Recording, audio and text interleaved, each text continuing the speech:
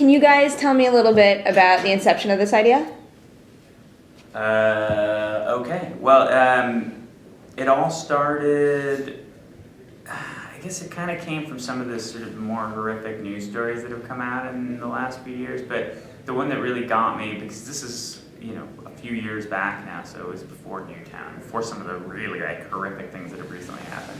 There was a story about a guy called Bruce Pardo in LA who came to a Christmas dinner at his ex-wife's house, and dressed in a Santa suit, and just went on a rampage and killed like 6 people, a couple of them were children, and it was just such a mind-blowingly horrific story, but it really made me think about this guy obviously, he wasn't just like an evil psychopath going like serial killer type. He obviously had some reason why he showed up there and why it was these people, and so it really, that's what I started thinking about, and that's where the script originally came from. Is that intimidating at all, having such a true story like that, and then also coming to South by, like, in the midst of all the crazy stuff that's happened? It's not, I wouldn't say it's intimidating. I think that, though, it puts a burden on the film, and I'm contextualizing it in the right way so that we don't, we're not insensitive to people who are affected by these things, for one thing. We're not insensitive to, a whole class of people, like people with mental illness or whatever, So we try to be careful about being clear that this was a singular story, And how do you get from an idea like that to the tone and just the environment and the way you present it? The original idea was very dark, and that's what we were going after because it's a dark subject. And then I pitched, Youssef and I have been working together for a really long time, and so even before I wrote the script, I kind of came to him with the idea, and we started talking it through, and I banged out a script pretty quick, and then we started crafting it and shaping it together and really honing the tone that way, and that's when the music sort of came into it, and other aspects, the color and flavor of the movie. So what kind of materials do you go into a film like this with? Because I imagine it might have changed a lot from script to shooting through editing. Do you have like a lot of detail there and shot list, storyboards, whatever you have? Yeah, well, one of the challenges of independent film is to put design into a film, and that was our primary goal. We didn't want to just pick up a camera and go handheld and just shoot and figure it all out. We really wanted to design the film. We wanted to take the audience through a thrilling journey, so that there's a roller coaster feel to it. So there was a lot of pre-planning, and we kind of put ourselves, and we put a huge burden on ourselves to really figuring out what we want the audience to go through and how best to sort of deliver and all that. So, and the funny thing is, Victor wrote a brilliant script, and we went through the process of kind of homogenizing it a little bit and making it more palatable for all audiences. And then as we got deeper into the various cuts and a couple of test screenings, we decided to go with our own instincts and really go with like the edge of it and like kind of bring back some of the elements that were sort of becoming whitewashed, which happens to a lot of movies because you want to make everyone happy, and then we realize, we have to stay true to what the movie is about. We want to make sure that we're happy with it, and that the audiences that will sort of reach out to it, or it will find its audience, right? And it's okay to provoke people, and it's fine, and it's happened. Like some people are provoked by the film. And how did you bring these two in here? Did you send them the script? We forced them. I had a feeling. Bound to gag them until they said They offered us food. They're hungry people. There was it was a fairly traditional process of going, of reaching out to their agents and managers and stuff like that, but fortunately the script was getting a good response, and so it got into their hands, and from there it was all about them. I don't know, they can speak to that maybe. I was sent the script, and I love when I get the script as well as a phone call from the agent or manager at the same time to explain what I'm about to read in case I want to fire them because of it, or so it obviously affected them on such a level. It was like, we don't know if you're gonna love this or if you're gonna hate this, but we think that there's something here for you. You're gonna be interested in this. Like that was kind of the general. So that always, I think, kind of sparks some interest, and it's intriguing, and I read it and I loved it, and it was like there was an urgency, a sense of urgency. I called my agent that night and was like, "Can you call them tonight?" And she said, "I think we can just wait till tomorrow." And I was like, "No, I think you should really just call, because I know I want to be a part of this. Okay, Nikki, but we have to talk about like a deal and stuff." "No, we don't. Why? We don't have to talk. I just want to be a part of this movie. We'll figure that out later. Like, I want to let's rehearse. Should we rehearse?" I mean, it was like that. That was and then like a genuine response to something so powerful and intelligent, and that's all right here. I mean, I love you, Youssef, but right at that moment, it was I hadn't seen at that point in time, I hadn't seen Philly Brown, which was a film that they'd worked on together before, and I read a script that really spoke to me. And how is it dealing with the pressure? Because like you both have been in a lot of commercial things, but you also have really healthy flow of independent stuff. So do you feel the pressure to do a little of both, or just do what you want? I mean, that's a good question. That's a very good question, actually. That could also cross over too. I mean, you could want to do I commercial stuff personally too. I tend to respond more to independent projects, because usually I think a lot of the time why something is independent is because it's an idea that is too different to receive the kind of mainstream money that mainstream projects get. And this is exactly an example of that. It's a film that is dark and is disturbing and is unique and is interesting and is different, and I can't imagine a giant studio, jumping at wanting to give you guys $20 million We to were make really it. close. Yeah. I know you were like this, but so I mean, for me, it's obviously as an actor still, and Nikki and I are both actors who've been doing this for a long time. It's still not like we get to just pick and choose what we want to do. There's still so many factors and so many other actors, and but I personally love doing independence, because it's weirdly to me more organized and more specific. I agree. And it's less of a mess, because I think when you have the safety net of millions of dollars, people get lazy. And on a film like this, everything from the writing to the shots to the rehearsals we did were meticulously planned and respected and supported, and yet we were still in an environment where we could be freely creative. Less resources, so you have to use each and every one of them so appropriately. Yeah, I feel like change is embraced, not in every scenario.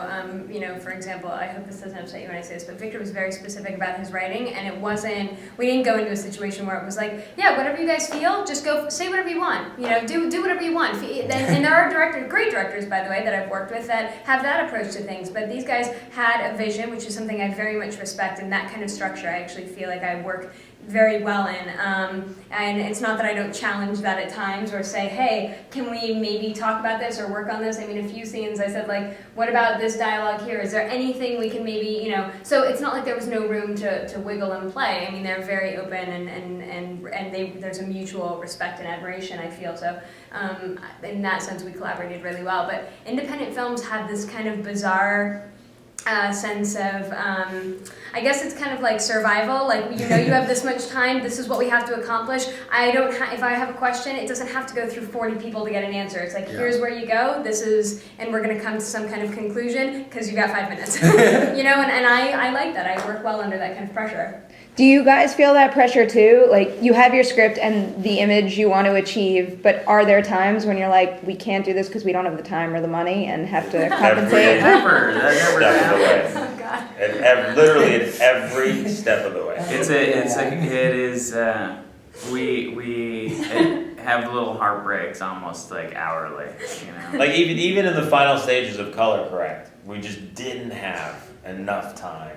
But some, do that third pass. One of the things that's hardest, and we got really, really lucky with these guys, is that the thing that can be the most heartbreaking is when you're on the set and you're getting, gold, you're getting great stuff, and you just feel like, let's just give it a couple. It's like, look at where they're going. They're going to this amazing place, and you're feeling this energy, and then it's like, oh, the clock's like, we just got to move on. We can't let them keep playing because we know. And we got lucky because you guys actually have this incredible, and not every actor has it. A lot of actors take a lot of time to get warmed up, and they need 5 or 6 takes just to get going.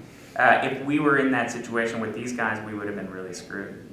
Both of them were amazing at just like turning it on and let's do it. And they were there. They had done the preparation, gotten themselves there, before they got on set, so that makes all the difference. Did you guys shoot this in sequence? Because like there's so much overlap here. I feel like that might be tough to keep in line. You know what's funny is Yeah. we didn't shoot it in sequence, and our AD, our first AD, more than once was like, I don't know how this is all going to work out. I hope you guys have it in your mind because I have completely lost the plot. I don't understand what we're It doing. was shot unlike anything I've ever done before. And one, I remember feeling that. it And really I'm so was. traumatized I yeah. blocked it out.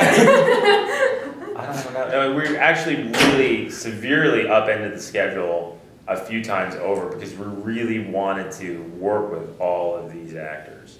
You know, with Nikki and Jake and Thomas and Scott. Like it was, what's really huge for us was we thought they were so perfect that we couldn't, once there was an opportunity to work with them, we had to make it happen. So And- whose schedule were we working around? Because I just want to have that conversation. No way, was it mine? No, it was the all combination. layers. It was all It really was the layers. It's a And puzzle.